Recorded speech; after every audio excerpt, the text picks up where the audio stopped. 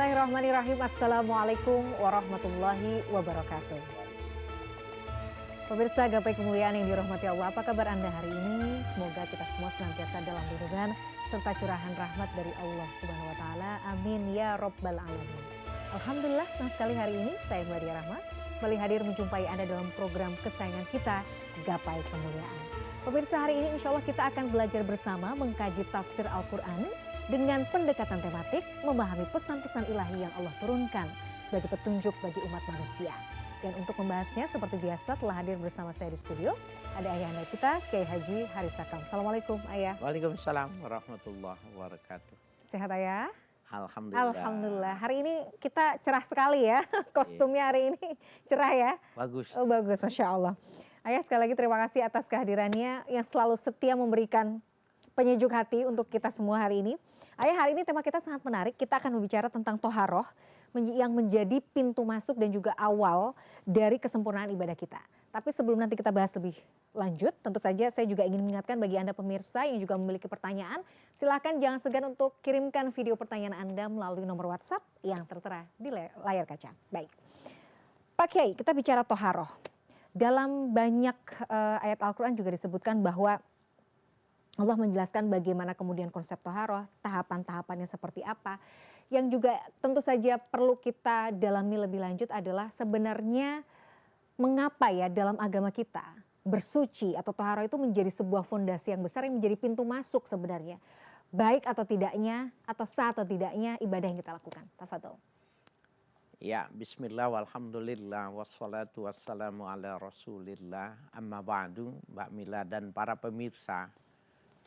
Kalau bersuci itu menjadi sesuatu yang pokok, sesuatu yang sangat prinsip dalam beragama, maka sangat mudah untuk kita menafsirkan, memahami bahwa bersuci itu pada dasarnya adalah fitrah manusia. Jadi bisa kita bayangkan ya, anak-anak kecil itu kalau kotor itu nggak mau dia. Ya, kalau bau dia nggak mau.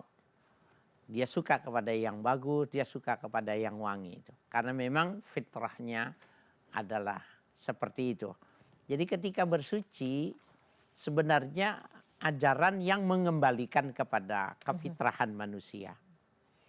Yang kedua, bersuci dipahami bahwa hanya orang yang bersih yang mengerti bahwa kotor itu sesuatu yang tidak bagus. Kotor itu sesuatu yang tidak menyenangkan untuk dilihat. Jadi nggak bisa orang mengatakan kotor kalau dia nggak bersih. Sepakat. Ya, jadi hanya orang yang bersih yang bisa menilai orang lain itu dirinya kotor. Begitu juga ketika dia diajarkan bersuci, maka dia tahu kapan dia kotor gitu loh. Kan kalau orang nggak pernah bersuci, kalau dia nggak pernah bebersih, maka dia nggak tahu kalau dia kotor. Maka dibuatlah pembanding, bersuci, bebersih. Maka pada saat kotor dia tahu, oh saya kotor, wah saya najis. Nah itu sebenarnya target dari ajaran tentang bersuci, ajaran tentang toharoh. Terlebih lagi memang ada sebuah penekanan di dalam hadis yang mengatakan an-nazafah minal iman. Ya, kebersihan itu bagian dari iman. Orang beriman itu pasti dia khilqah asliyahnya itu senang kepada yang fitrah itu, yang bersih. Yang bersih. Iya. Kalau bicara soal hadis, kita juga tahu pakai ada hadis at-tahuru syatrul iman. Bersuci adalah separuh dari iman juga. Iya. Ini artinya bahwa yang namanya iman itu ya dibentuknya juga dari bersuci. Karena fitrahnya manusia tadi bersuci ya. Seperti apa Pak Kiai? Iya. Jadi kalau orang mengaku beriman tapi kotor, mengaku beriman tetapi dia mutanajis, maka tidak sesuai gitu. Bertentangan. Jadi kalau dia beriman, dianya suci, dianya bersih, itu memang hakikatnya iman itu seperti itu. Cocok gitu loh antara apa itu baut dengan murnya itu pas gitu ya.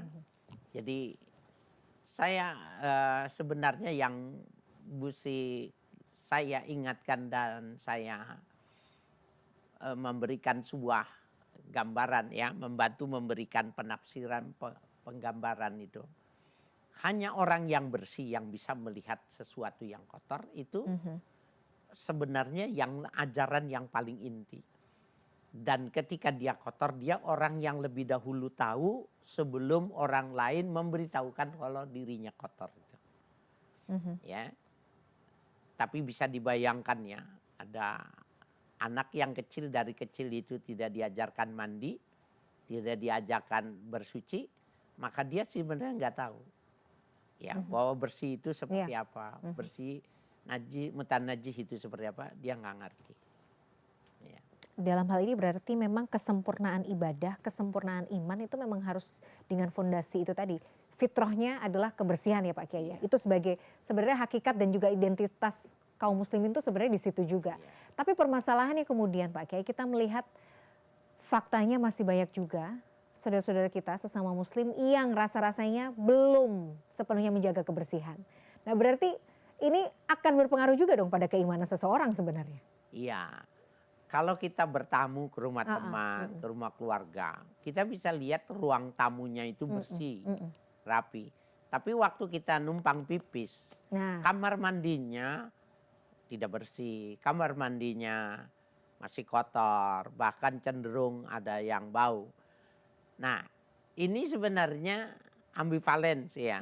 Orang yang menampilkan sisi-sisi tertentu yang akan dinilai oleh orang, tetapi yang secara prinsip sebenarnya tidak tertular gitu loh. Sebenarnya ketika dia mandi bersih, ketika dia bersuci itu, yang ingin ditampilkan itu merefleksikan dalam keseluruhan kehidupan. Nah, orang yang sudah memperhatikan fisiknya, maka dia akan menambah lagi kebersihannya itu. Nah, pada saat itu dia mulai merambah pemikirannya itu kepada bagaimana membersihkan hati. Jadi orang nggak bisa membersihkan hati kalau dia bukan ahli membersihkan fisik. Ya, sepakat. Ya, jadi dia biasa hidup bersih, biasa hidup tenang, dia merasakan kelebihannya bersih itu enak, bersih itu menyenangkan, maka ketika dia merasakan ada yang kotor, ada yang jelek dalam hatinya, maka dia mulai berpikir lagi, apakah ini bisa dibersihkan? Maka ketika itu bisa dibersihkan, ya itu menjadi sesuatu yang luar biasa. Ada lagi yang lebih ekstrim, Mbak Mila. Orang yang banyak makan itu kan otomatis banyak kotorannya. Ya. Di kalangan ulama ada yang tidak mau banyak makan karena nanti banyak kotor. Maka dia mulai mengurangi makan. Ya, mengurangi, karena dengan cara mengurangi makan, mengurangi kotoran. Jadi dia malu kalau setiap hari itu ke toilet.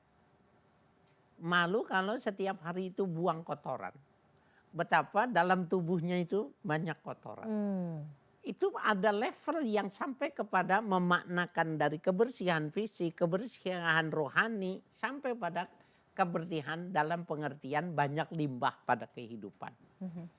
Saya ketika memahami tahapan yang ketiga, orang sampai kepada hal-hal yang semacam itu. Sehingga dia sedikit ya, bagaimana dia memenuhi hajat hidupnya. Bukankah orang yang tidak makan, tidak minum itu menyakitkan? Ternyata dalam gambaran bahwa mengurangi makan, mengurangi minum, itu tidak menyakitkan kalau prosesnya itu tidak dengan dipaksakan.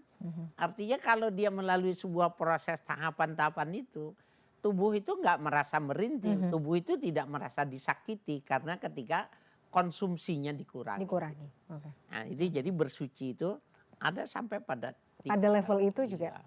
Bisa ya Pak Kiai. Baik, menarik sekali pembahasan kita. Pak Kiai, nanti juga akan ada pertanyaan dari pemirsa yang juga perlu dijawab di segmen berikutnya. Kita jeda terlebih dahulu. Pemirsa jangan kemana-mana. Gapai Kemuliaan masih akan kembali setelah jeda yang satu ini. Tetaplah bersama kami.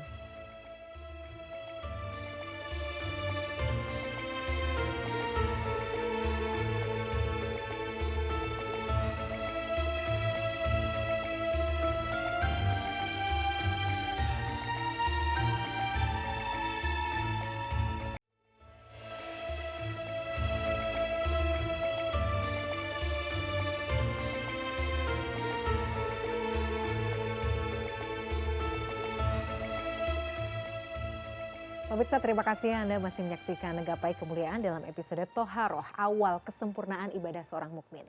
Pemirsa, di segmen kedua ini Kiai Haji Haris Hakam akan menjawab pertanyaan Anda, pemirsa Gapai Kemuliaan yang sudah masuk melalui WhatsApp dalam segmen Ustadz Menjawab. Ya, dan kali ini pertanyaan yang sudah masuk datang dari Hairunisa Az-Zahra di Kebonjeruk, Jakarta Barat. Kita simak bersama pertanyaannya. Assalamualaikum warahmatullahi wabarakatuh. Saya Hairunisa Az-Zahra, pengajar di TPQ Unwan Nusaadah Nur Taqwa di Kebonjeruk, Jakarta Barat. Saya ingin mengajukan pertanyaan pada tawaran tafsir tematik nomor 3 tentang bersuci sebagai kesempurnaan. Pertanyaannya yang pertama, apa sebenarnya esensi dari orang berwudu sebelum sholat? Ya, ketika berwudu, ya membersihkan anggota tubuh. Sementara ritual sholat itu adalah koneksitas antara manusia dengan Allah. Apakah Allah masih memperhatikan tampilan secara fisik kalau yang dibersihkan itu adalah anggota tubuh? Itu yang pertama. Jadi semestinya seperti apa yang semestinya di dalam berwudu itu? Kemudian masalah dalam bersuci, kita tahu bahwa bersuci itu kalau tidak ada air boleh bertayamum. Tayamum menggunakan debu, ya, tetapi ada pendapat juga yang mengatakan boleh dengan benda-benda apa saja.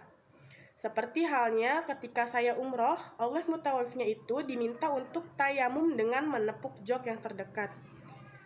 Kursi depan itu tadi. Saya mohon penjelasannya dengan dalilnya, apakah yang sebenarnya seperti apa tayamum itu? Apakah ayat tentang debu itu boleh digantikan dengan makna-makna lain, benda-benda lain? Terima kasih. Wassalamualaikum warahmatullahi wabarakatuh. Waalaikumsalam warahmatullahi wabarakatuh. Ada guru ya Pak Kiai ya, beliau adalah pengajar, Mbak Hairunisa Zahra di Jakarta Barat. Terima kasih atas pertanyaannya. Ada 2 pertanyaan menarik untuk kita bahas. Yang pertama tentang esensi wudhu sebelum sholat Pak Kiai. Kenapa kemudian selalu ya menjadi syarat ketika kita melaksanakan sholat itu berwudu. Berwudu kan membersihkan secara fisik, tapi kan sebenarnya kalau sholat esensinya adalah secara spiritual kita terkonek dengan Allah gitu. Sebenarnya apa yang ingin Allah ajarkan kepada kita? Kenapa kita harus bersih dulu fisiknya sebelum kita menghadap Allah kita? Ya, sebenarnya secara tegas Nabi memberitahukan innallaha la yanzuru ila suwarikum. Sesungguhnya Allah tidak memandang kepada bentuk kalian. Wala ila ajsadikum. Allah tidak lihat juga kepada fisik. Artinya mau dicuci atau tidak dicuci itu tidak lihat. Walakin yanzuru ila qulubikum. Akan tetapi yang Allah perhatikan itu hati kalian. Jadi kalau berdasarkan hadis ini, biarkan saja orang itu menggunakan pakaian yang kotor, compang-camping, asalkan hatinya bersih. Tapi jangan terbaliknya. Pakaiannya bersih, mahal, tetapi hatinya kotor. Itu kalau diperhatikan itu. Tetapi Allah mengajarkannya bukan begitu. Membiasakan sebenarnya yang dimaksudkan. Orang yang membiasakan berwudu, orang yang membiasakan membersihkan diri, itu rutinitas itu, mulazamah itu dalam bahasa, mulazamah itulah yang melahirkan, menanamkan dalam batin kita itu sebuah edukasi bahwa bersih itu kebutuhan. Nah itu sebenarnya betapa tidak, coba kita lihat tadi pertanyaan kedua tentang tayamum. Tayamum. Kalau tayamum itu bukannya tambah kotor. Pakai debu gitu ya Pak Kiai. Pakai debu bukankah tambah kotor? Berarti yang dimaksud dengan berwudu itu bukan cuma fisiknya, tetapi ketundukan dia, manutnya dia kepada perintah untuk melakukan itu yang lebih penting sebenarnya daripada ritual melakukan ya ibadah fisiknya. Karena ternyata ketika dia tidak ada air atau tidak bisa menggunakan air pakai debu. Debu itu bukan membersihkan, justru tambah kotor. Tetapi hukumnya suci. Kalau begitu suci menurut Allah itu bukan air. Tetapi kepatuhan melaksanakan perintah Allah itu yang mensucikan, itu yang membersihkannya. Nah, kalau dia sudah terbiasa melakukan itu, maka dia secara refleks ketika ada yang kotor, ketika ada yang najis, maka bagian yang menjadi prinsip dalam kehidupannya untuk dihilangkan, untuk dibersihkan. Sebenarnya itu ya esensi dari orang berwudu.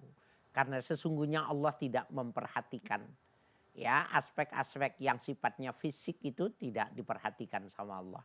Sehingga tadi kita mengantarkan lebih baik orang yang pakaiannya, maaf nih, umpamanya ada bengkel motor, bengkel mobil kotor. Apakah boleh dengan sholat? Boleh, karena yang badannya kotor itu tidak sama dengan yang najis. Justru bisa jadi ada orang pakaiannya bersih, gosokannya bagus, parfumnya enak, tetapi hukum bajunya mutan najis karena istrinya, pembantunya tidak bisa cara membersihkan najis pada pakaian. Nah ini dua variabel yang berbeda. Tetapi yang sifatnya fisik pun sebenarnya hanya instrumen untuk bisa memahami kebersihan yang esensi itu adalah kebersihan hati. Artinya Pak Kiai, sebenarnya kebersihan fisik yang memang Allah ajarkan kepada kita lewat toharoh itu memang akan berdampak pada kebersihan batin. Bahwa mulazamah kebiasaannya itu akan berpengaruh ya. Jadi dia jadi kalau dia sudah biasa bersih, dia nggak suka sama yang kotor. Nanti bertambah-tambah lagi kalau yang mengotori itu najis. Dia tidak betah betul. Gitu ya. Oke. Pak Kiai, dalam kondisi misalnya dulu saya pernah misalnya bekerja, kemudian meliput ke satu daerah yang mungkin kita pahami di situ Muslim sebagai minoritas, yang artinya mungkin najis juga ada di mana-mana. Nah kadang-kadang dalam kondisi seperti itu saya banyak was-was gitu. Aduh gimana ya nanti kalau sholat jangan-jangan ada najisnya, aduh wudunya nanti gimana dan segala macam. Apakah ada rusuh-rusuh yang kemudian ataukah yang bisa menenangkan hati ketika misalnya kita bekerja di tempat yang kita rasa aduh kok kayaknya kita nggak bisa memastikan ini bersih atau tidak, suci atau tidak. Iya, jadi ada beberapa tahapan yang mesti diperhatikan. Kita pernah membahasnya bahwa pada saat Nabi menilai ada orang yang berbohong dan ada orang yang jujur. Maka Nabi mengatakan, nahnu nahkumu bizzawahir wasarairukum ilallah. Kami akan menilai hukum itu apa yang nampak. Oke. Ya, adapun masalah hatimu berbohong atau tidak urusanmu kepada Allah. Itu kaidah itu juga dipergunakan kalau kita masuk satu daerah yang di situ mayoritas non muslim. Kalau secara zahir kita lihat ada tidak najis. Kalau secara zahir tidak ada najis, maka yakini saja bahwa salah satu kelebihan Nabi Muhammad itu mengatakan ju'ilat liyal ardu masjidan wa tahuran. Allah menjadikan bagiku bumi itu tempat sujud dan hukumnya suci. Kalaupun dia memotong babi, memotong apa, apabila sudah hujan maka hukumnya suci kembali. Jadi secara zahir ada tidak? Kalau tidak ada maka mesti kita yakini. Yang kedua, apabila ternyata tidak ada pilihan, semuanya mutan najis, maka kita wajib ikhtiar. Kalau sudah ikhtiar memang tidak ada pilihan, lakukan saja. Maka insya Allah sah. Jadi dia perbandingannya kalau di dalam kitab-kitab klasik itu digambarkan, tahanan yang di dalam penjara. Dulu penjara, sekarang pemasyarakatan ya, lembaga pemasyarakatan. Itu berbeda. Kalau penjara dulu, penjara adalah tempat pembalasan atas perbuatan kriminal. Itu penjara namanya. Kalau sekarang kan lembaga pemasyarakatan, orang dibina, dipersiapkan untuk kembali ke masyarakat jadi orang yang baik. Nah, pada waktu dia tuh tahanan, itu cocok untuk memberikan pemahaman ini. Saya pernah datang ke tempat penjara itu ya, karena tidak jauh dari rumah saya. Dia tidur di situ, dia makan di situ, kemudian di pojokan ada tempat buang air. Nah, kalau ukuran 3x4 diisi sampai 8 orang, maka tidak mungkin tempat itu suci, itu nggak mungkin. Kalau dia buang air itu. Nah, apakah orang yang sholat di dalam tempat itu boleh? Jawabannya, kalau dia boleh keluar ke tempat yang lain, dia nggak boleh sholat di situ. Tapi kalau dia nggak boleh keluar dari tempat itu, maka disebutnya amul balwa namanya. Amul bawah. Tempat yang bencana itu sudah merata dan tidak bisa dipilih. Bagi dia, sholat di situ sah. Tapi sipir dari luar datang numpang sholat di situ tidak Boleh. sah. Oke. Nah, jadi kalau kita di satu daerah yang memang tidak ada pilihan, kita berijtihad. Kalau sudah tidak berijtihad, tidak bisa juga, lakukan saja. Oke. Iya. Kondisi juga darurat ya Pak Kiai Iya, ya. jadi Tidak kondisinya bisa. darurat. Siap, baik. Kita masih akan lanjutkan pembahasan kita terkait toharoh Pak Kiai. Tapi seperti biasa kita jeda terlebih dahulu. Nanti kita akan lanjutkan. Pemirsa jangan kemana-mana. Gapai Kemuliaan masih akan kembali setelah yang satu ini. Tetaplah bersama kami.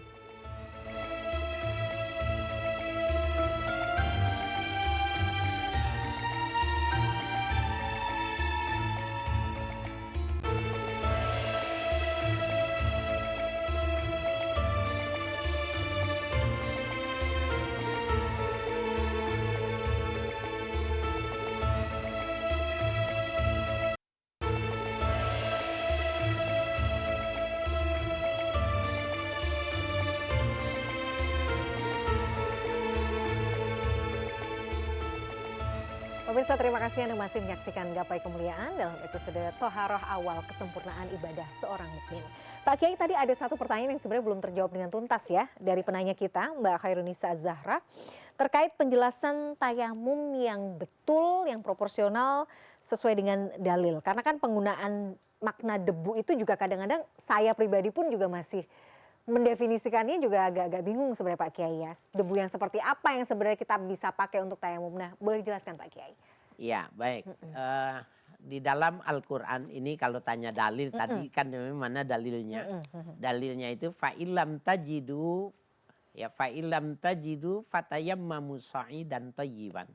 Apabila kalian tidak mendapati, artinya tidak ada air. Kemudian dikembangkan lagi ada air tapi tubuhnya yang nggak bisa. Terlalu dingin atau penyakit yang tidak boleh menggunakan. Fatayammamu sa'idan thayyiban.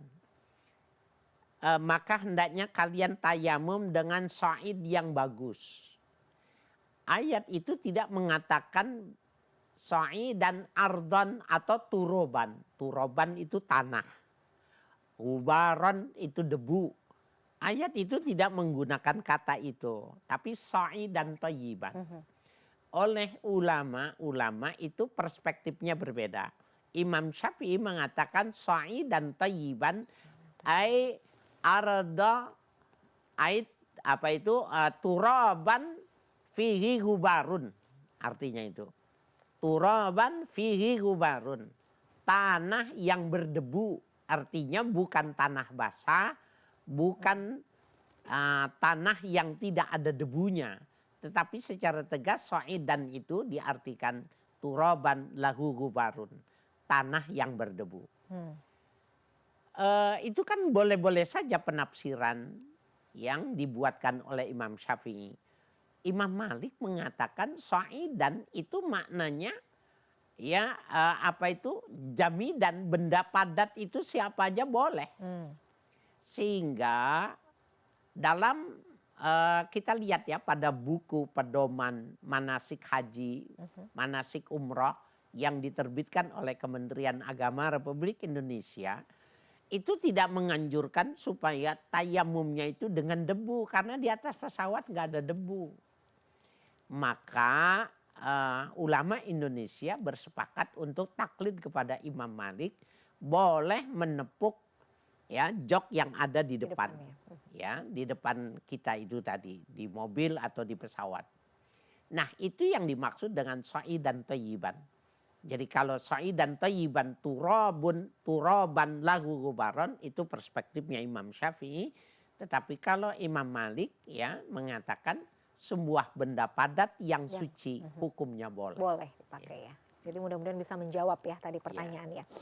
Kita akan lanjutkan pembahasan Pak Kiai terkait sebenarnya yang ingin saya tanyakan adalah efek dari yang mungkin dirasakan seorang muslim jika kemudian tidak menjaga kebersihan, tidak bersungguh-sungguh dalam melaksanakan toharoh, adakah efek batin yang mungkin bisa terlihat Pak Kiai, yang bisa mempengaruhi mungkin ibadah kita, keseharian kita Pak Kiai? Ada hadis yang sahih dan itu masyhur di kalangan ya umat Islam bahwa sahabat Nabi yang berdatang, dia berwudu, kemudian dia sholat. Ketika selesai sholat, Nabi mengatakan, ya untuk mengulang sholatnya. Fa'in talam tusalli, sesungguhnya kau belum sholat. Maka orang itu ya wudu lagi, kemudian sholat. Oleh Nabi disuruh ulang lagi. Sampai 3 kali. Pada akhirnya orang itu mempersoalkan dong apa yang mesti saya lakukan, bahwa sebenarnya sampai berapa kali pun yang aku lakukan ya pasti seperti ini. Maka Nabi memberitahukan dia tidak tamam ya, tidak sempurna dalam berwudu karena ada di tumitnya, bagian di tumitnya yang tidak terkena air. Ya. Nah, ini menunjukkan bahwa anggota wudhu itu benar-benar harus rata terkena dengan air wudhu itu. Itu mengapa para pemirsa dimanapun Anda berada, ada yang bagus dalam pandangan Imam Malik bahwa adalku minal wajibat. Menggosok-gosok anggota wudhu itu hukumnya wajib. Kalau Imam Syafi'i takmimul alal mutawaddi. Ya. A'dha'il mutawaddi, ya, ratanya air pada anggota tubuh. Kalau Imam Syafi'i seperti itu, sehingga kalau menyelupkan kepala, muka maksudnya di wadah yang besar, memasukkan tangan, kaki ke sungai, hukumnya sah. Karena yang penting merata. Tapi Imam Malik mengatakan tidak, harus digosok. Nah, dari dasar istimbat hukum bahwa Nabi suruh mengulang sampai 3 kali itu, maka Imam Malik mengatakan wajib hukumnya menggosok-gosok karena dia yakin benar bahwa yang dia basuh itu semuanya sudah terkena air. Nah, ini kan cara pandang yang berbeda. Ini juga boleh kita mengamalkan yang semacam itu sehingga kita lebih terpelihara, lebih terjaga, ya. Berbeda halnya ketika tayamum. Kalau tayamum itu memang tidak sama dengan membasuh ketika berwudu dengan menggunakan air. Dia mah asal sudah dibasuh mukanya, asal sudah dibangun pada 2 tangan maka sudah memadai. Ya. Tapi kalau dengan air benar-benar pada semua sisi itu harus diyakini benar airnya sudah sampai. Gitu. Nah makanya kadang saya melihat ada orang yang memang butuh waktu yang cukup lama ketika sedang berwudu Pak Kiai untuk tadi menggosok, memastikan, karena emang harus segitunya ya. Pas mungkin mendapat penjelasan Pak Kiai, jadi ya itu adalah bagian dari itu tadi kesungguhan dan memastikan seluruh anggota badan yang terkena wudu itu juga harus basah semua ya. Nah itu bagian dari sebenarnya hal yang perlu kita perhatikan sebenarnya. Betul. Dalam praktek Pak Kiai, apa mungkin kesalahan-kesalahan yang kita anggap sepele yang mungkin masih terjadi dalam keseharian kita saat toharoh yang sebenarnya bisa berpotensi untuk mengurangi itu tadi keabsahan dalam toharoh? Sebenarnya kalau berwudu pada umumnya ya insya Allah ya sepanjang saya lihat itu orang berwudu itu bisa karena melihat. Tapi yang sering terjadi itu penggunaan air yang berlebih-lebihan. Sepakat. Ya, yang pertama orang berwudu itu dengan membuka keran 100% itu bagian yang terlarang dalam Islam karena lebih banyak yang terbuang ketimbang yang dipergunakan. Maka dia mendapatkan pahala karena berwudu, maka dia berdosa karena membuang air secara mubadzir. Yang kedua, saya lihat orang berwudunya benar bagus, tetapi ketika pipisnya itu tidak bagus, ya membersihkannya itu. Ini juga jadi masalah karena sesungguhnya syarat untuk bisa diterimanya sholat itu bukan cuma sekedar berwudu, tetapi izalatun najasa. Tidak boleh ada kotoran, tidak ada najis, itu menjadi syarat. Nah ini yang kita pernah membahasnya.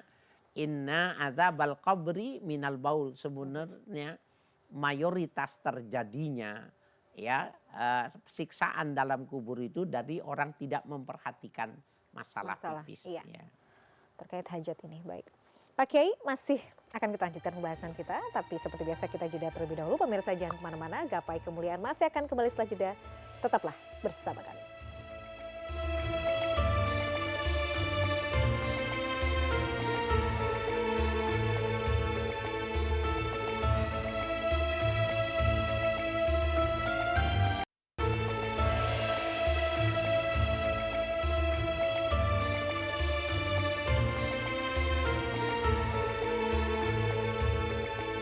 Pemirsa, terima kasih Anda masih menyaksikan Gapai Kemuliaan dalam episode Toharoh Awal Kesempurnaan Ibadah Seorang Mukmin. Pak Kiai, kadang itu saya berpikir begini, ketika kita mandi nih, mandi besar gitu ya misalnya, sudah mandi besar, kemudian esensi wudhu kan sebenarnya membasuh sebagian anggota tubuh. Tapi kalau kemudian kita sudah mandi besar itu kan sebenarnya ya sudah seluruh tubuh sudah bersih. Saya tuh berpikir nih, kalau kemudian setelah mandi besar kita langsung sholat, itu sebenarnya bagaimana ya hukumnya? Karena sependek yang saya tahu, yang namanya sholat itu ya harus didahului dengan wudhu dulu begitu. Bagaimana Pak Kiai menjelaskan pertanyaan saya ini gitu? Menjawab pertanyaan saya ini Pak Kiai. Iya, syarat untuk sholat itu bersuci. Iya betul. Bersuci itu bisa jadi berwudu atau mandi janabat. Iya, misalnya begitu. Sehingga kalau orang mandi janabat, benar hadas besar, tanpa wudu lagi dia sebenarnya sudah terangkat. Jadi bila hadas besar sudah terangkat, yang kecil terangkat. Nah, kan tapi begitu. kalau hadas kecil yang dikerjakan, hadas besarnya tidak terangkat. Oke. Oleh karena itu Nabi mengajarkannya itu kalau kita janabat kita berwudu dulu. Wudu seperti wudunya sholat, hanya tidak membasuh kedua mata, tidak membasuh dua kaki. Jadi nawaitul wudu'a lillahi ta'ala, muka, tangan kanan, tangan kiri, rambut, stop, telinga, stop. Maka kemudian kita mandi. Mandi li raf'il hadasil akbar. Mandi selesai, sudah mandi pakai handuk, baru kita basuh kaki kanan, kaki kiri. Itu ajarannya nabinya seperti itu. Sekarang kita nggak ngerjakan. Kan banyak orang mandi dulu baru wudu gitu. Iya, kadang-kadang saya juga begitu Pak Kiai. Iya, yang benar itu seperti itu caranya. Oke, Nah sekarang kalau dia ikhtisar, ya artinya ingin membatasi gitu, ya mandi janabat aja. Maka hadas kecilnya sudah terangkat secara otomatis. Dan itu nggak apa-apa, boleh gitu. Memang ya sudah suci gitu ya, sudah bersih. Iya, Karena makanya saya berpikir gitu. Syarat untuk sholat itu bersuci, bukan berwudu. Wah, itu dia poinnya. Wudu itu bagian dari bersuci gitu. Sehingga boleh dia mandi janabat aja. Oh, oke, paham. Apalagi misalnya kondisi air terbatas gitu Pak Kiai ya. Mandi janabat saja. Habis itu sholat tidak masalah. Nah, ya itu tadi sependek ilmu saya ya. Yang namanya sholat kan harus wudu dulu. Jadi mandi dulu, wudu. Kalau itu kebiasaan. Kebiasaan ya, sih. Kebiasaan. Nah, itu tadi Pak Kiai. Bagaimana ketika misalnya kasusnya kita itu sering kali mungkin was-was ya, udah wudu, kayaknya belum semuanya nih, diulang lagi wudunya. Was-was sudah sempurna atau belum nih wudunya. Jadi membuat membuat proses bersuci ini menjadi lama. Nah, ini apakah bentuk sebenarnya kehati-hatian atau justru kita terjebak dalam was-was syaitan Pak Kiai? Dilihat dulu, kalau dia ragunya itu sudah selesai. Udah selesai nih. Tadi itu kayaknya ada yang kurang. Maka itu bagian dari waswasatu syayatin. Memang dibikin waswas oleh setan. Itu jangan didengerin, tinggalin aja. Karena itu memang kalau kita ulang lagi, udah selesai nih, waswas kita ulang. Udah selesai waswas ulang, itu seumur hidup. Kita akan lakukan itu. Maka diajarkan oleh Nabi itu, kalau sudah selesai, ulama mengatakan, kalau sudah selesai, sudah. Yakini saja sudah selesai. Tapi kalau kita umpamanya lagi basuh kaki, tadi tangan udah apa belum ya? Maka kita mulai dari tangan, bukan dari awal lagi. Ya, mulai dari tangan sampai kaki seperti itu. Karena adanya ragu. Ya, dan sebelum keraguan itu sebenarnya kita mesti boleh ijtihad. Tadi udah belum ya? Cari indikasinya gitu. Oh sudah. Kalau udah ketemu sudah, jangan dipikirin lagi keraguan itu. Karena kalau kita ulang, mantap, ulang. Maka dia akan berulang. Dan itu waswasatu syayatin itu menjadi penyakit nantinya. Terus dia akan seperti itu. Jadi percaya aja dengan insting kita ya Pak Kiai ya. Ya. Coba kita yakinkan dulu hati kita, kalau sudah ya udah nggak usah dipikirin berarti gitu ya. Ya. Jadi Makanya seperti ada orang ya, kalau mandi harian nih, bukan mandi jamat. Kalau mandi harian dia wudhu. Setiap gitu, sudah dimulazamah setiap mandi dia berwudhu. Nah, Maka pada saat dia sholat ada keraguan, maka dia cukup mengingat kebiasaan saya sudah wudhu karena setiap kali saya mandi saya berwudhu. Boleh berijtihad seperti itu. Oke, Masya Allah. Jadi sebenarnya itu agama memudahkan ya. Mudah. Kita aja ya itu tadi, manusia kadang memang mempersulit kondisi diri sendiri. Ya. Pak Kiai, dalam kondisi misalnya air terbatas, kan mungkin ada di daerah-daerah di tanah air yang air nggak melimpah gitu ya. Sehingga kadang wudhu itu juga ya yang penting basah. Nah dalam kondisi keterbatasan air misalnya, bagaimana ya kita tetap yakin bahwa toharoh kita juga udah sesuai dengan aturan, tapi juga memastikan kita juga nggak berlebihan dalam penggunaan air gitu misalnya Pak Kiai. Kan Nabi itu wudhunya satu mud. Satu mud itu 6 on. 6 on ya kalau 6 on, digambarkan tidak tuh. nyampe 1 liter. Oh gitu Pak Kiai. Tidak nyampe Kan 1 liter. Kalau kita bawa air tuh kan 1 liter segitu ya. Wah, itu bisa betapa wudhu. borosnya. Jadi betapa Imam Malik itu yakin benar meratakannya itu kan dengan digosok, bukan karena diguyurnya merata itu. Ini kan ada kita di kalangan mazhab Syafi'i karena pengen meratakannya itu sehingga menggunakan airnya itu yang kadang menjadi berlebihan dan terkesan itu minal mubadzirin gitu ya. Itu sebenarnya nggak boleh melakukan yang demikian itu. Jadi asalkan air, bayangkan aja 6 on itu pasti dia meratanya itu. Yang cukup sebenarnya. Ya, ratanya itu pasti digosok.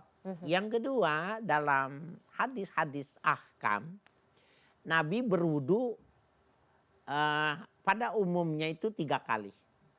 Pada 3 kali basuh. Oh iya, betul. Ya kan? Ya kan, kita bilang. Tapi pada hal tertentu Nabi membasuhnya 2 kali. 2 kali, bukan 3 kali. Tapi ada hadis sahih yang menjelaskan Nabi membasuhnya 1 kali. Apakah yang menjadi dasar ada 3 pola yang semacam ini? Pertama bisa jadi kondisi air. Kondisi air itu yang menyebabkan itu terjadi. Yang kedua bahwa air sedikit juga bisa untuk berwudu dengan cara digosok yang semacam itu. Nah itu sehingga kita bisa lihat betapa nggak ada yang susah. Tetapi dari 3 pekerjaan yang dilakukan Nabi itu tidak ada yang boros air. Iya. Tidak ada yang boros air. Kalau yang boros air itu nggak ada dalilnya. Makanya di masjid, di musola, di rumah itu kalau kita berwudu jangan dibuka 100%. Belajar dulu setengah. Iya. Ya, belajar nanti kita bisa 1/3. Maka itu lebih aman. Sebenarnya kalau keran itu yang pakai sensor, ya cuma memang lebih mahal jadinya. Yang pakai sensor itu yang lebih islami. Ketika kita ajukan tangan dia keluar air, waktu kita angkat dia otomatis berhenti. Itu kan sama aja orang yang menuangkan air itu. Itu sebenarnya lebih bagus. Oke, Masya Allah. Cuma mahal. Cuman mahal. Iya ya betul. Jadi ya sudah sih sebenarnya dengan mengecilkan bukaan keran itu juga bisa. Nah itu masih jadi PR. Kadang-kadang ya karena kebiasaan Pak Kiai maunya tuh ya kalau nggak dibuka full tuh kayaknya nggak afdol gitu. Jadi ya itu memang mandi harus kalau nggak kebiasaan. 2 bak nggak rapi. Apalagi pengantin baru. Oke, Pak Kiai terakhir. Rasulullah SAW ini selalu mengajarkan kita bahwa menjaga wudhu itu, menjaga kondisi tubuh tetap suci itu luar biasa hikmahnya. Boleh berikan kami motivasi Pak Kiai, apa kemudian hikmah ketika kita senantiasa bermulazamah untuk menjaga wudhu dalam keseharian? Ya, Ada beberapa dasar pertimbangannya. Pertama, orang yang daimul wudu. Daimul wudu itu yang terus dalam keadaan berwudu. Jadi ketika batal dia wudu, ketika batal berwudu. Kalau dia meninggal dalam keadaan berwudu itu termasuk yamutu fil ibadah. Mati dalam keadaan beribadah. Kan ada orang lagi sholat, lagi khutbah, lagi baca Quran, wafat tuh. Itu min alamatil khair. Salah satu tanda kebaikan seseorang meninggalnya sedang melakukan kebaikan. Lah kan sulit, kita nggak tahu gitu. Yang bisa diikhtiari itu wudu. Kalau dia daimul wudu, mempertahankan wudu terus, maka sesungguhnya insya Allah dia dapat itu. Yamutu fil ibadah. Saya punya guru itu sampai beliau tidak menikah. Tidak menikah. Pada akhir hayatnya ditanya, nyuwun sewu panjenengan menika menapa boten purun menikah. Gitu. Jawabannya di luar dugaan bahwa dia pengen daimul wudu. Karena kalau orang beristri itu pasti dia pasti banyak batalnya gitu. Dan dia kalau bepergian naik kendaraan umum kemudian dia batal, dia turun. Dia cari masjid wudu, naik lagi, nanti kesenggol dia turun lagi. Wah, Ya, dia naik lagi. Sehingga kalau dia melakukan bepergian jauh itu karena memang melihat angkutan umum itu, dia nggak marah sama orang, tapi bisa jadi dalam 10 kilometer bisa berulang kali dia berwudu sehingga bayarnya berulang-ulang dari lantaran pengen mengutamakan dalam keadaan berwudu. Masya Allah. Jadi ada banyak sebenarnya keutamaan, hikmah dan faedah sebenarnya Iya, manfaat ya. yang terbesar itu tadi yamutu fil ibadah. Dia meninggal dalam Meninggal keadaan beribadah. Allah catat itu. Itu yang paling mahal. Mudah-mudahan kita termasuk hamba Allah yang senantiasa menjaga wudhu ya pemirsa. Itu harus dibiasakan dan dipaksa ya Pak Kiai. Betul, ya. Subhanallah.